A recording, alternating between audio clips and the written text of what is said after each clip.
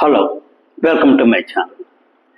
ఈరోజు ఈ వీడియోలో మనం మద్యం కుంభకోణంలో సిట్ విచారణ చేస్తుందని మనందరికీ తెలిసిన విషయమే. ఇక్కడ ఈ మద్యం కుంభకోణం సంబంధించి మరొక కేసు కూడా బయటపడడం జరిగింది.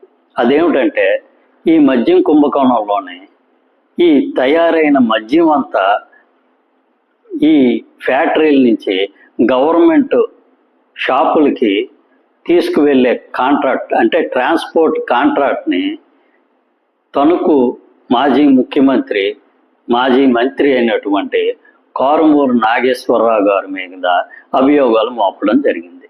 దీనికి సంబంధించి పూర్వాపరాలు ఏమిటనేది మనం ఈ వీడియోలో కొద్దిగా తెలుసుకుందాం. ఇంతవరకు ఈ ఛానల్ సబ్స్క్రైబ్ చేసుకోకపోతే ప్లీజ్ ఈ ఛానల్ సబ్స్క్రైబ్ చేసుకోండి. ఈ ఛానల్ అభివృద్ధికి మీ వంతు సహకారం అందిస్తారని ఆశిస్తున్నాం. ఇక్కడ ఈ మద్యం రవాణాకు సంబంధించిన కాంట్రాక్ట్ అనేది కారుమూరు నాగేశ్వరరావుకి ఆయన కొడుకు అయినటువంటి సునీల్ కుమార్ గారు, అదేవిధంగా ఆయన కోడలు శ్రీమతి కీర్తి గారి మీద కూడా అభియోగాలు మోపబడ్డాయి. వీళ్ళ మీద కేసు కూడా నమోదవడం జరిగింది.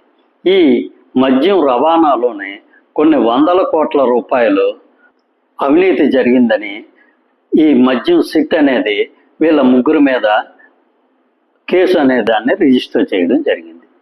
ఈ కేసుకు సంబంధించి సిట్ అధికారులు కారుమూరి నాగేశ్వరరావు గారికి ఈ నెల 23వ తేదీన విజయవాడలోని సిట్ ఆఫీసులో విచారణ నిమిత్తం హాజరు కావాలని చెప్పి నోటీసులు ఇచ్చారు. ఈ నోటీసుల్ని ఈ అధికారులు స్వయంగా వెళ్ళి కారుమూరి నాగేశ్వరరావు గారి ఇంటి దగ్గరకు వెళ్ళి ఆయనకు అందజేయాలని చెప్పి వెళితే అక్కడ కారుమూరి నాగేశ్వరరావు గారి ఇల్లు అనేది లాక్ చేసి ఉండడం జరిగింది. దీనితో ఆ ఇంటి గేటు దగ్గర ఈ నోటీసులను అంటించి వేయడం జరిగింది. ప్రస్తుతం కారుమూరి నాగేశ్వరరావు గారు హైదరాబాద్లో ఉన్నారని చెప్పి సమాచారం వస్తుంది. ఆయనకి ఈ విషయం తెలిసి ఈ నెల 23వ తేదీన విజయవాడ సిట్ ఆఫీసులో ఏమైనా హాజరవుతారా లేదా అనే దాని మీద ఇంకా స్పష్టత రాలేదు. ఎందుకంటే ఈరోజు ఈ సిట్ అధికారులు కారుమూరి నాగేశ్వరరావు గారి ఇంటికి అంటించిన ఈ నోటీసుల్ని సాయంత్రం కల్లా ఎవరో చించివేయడం జరిగింది. ఇక్కడ కారుమూరి నాగేశ్వరరావు గారు నాకు నోటీసులు అందలేదని తెలియజేయచ్చు, లేదంటే ఈ నోటీసులు వచ్చాయన్న విషయం ఆయనకు తెలుసు కాబట్టి విచారణ నిమిత్తం ఈ విజయవాడ అధికారుల ముందు హాజరయ్యే అవకాశం ఉంది.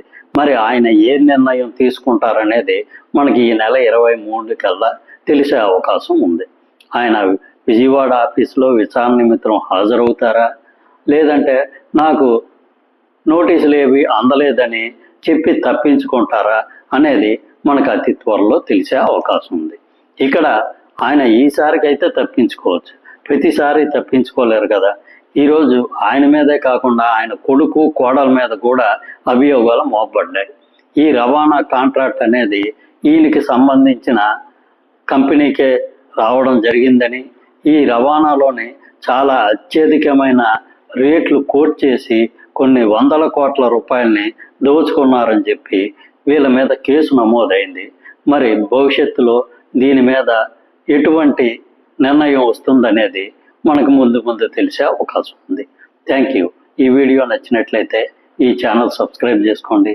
Thank you very much.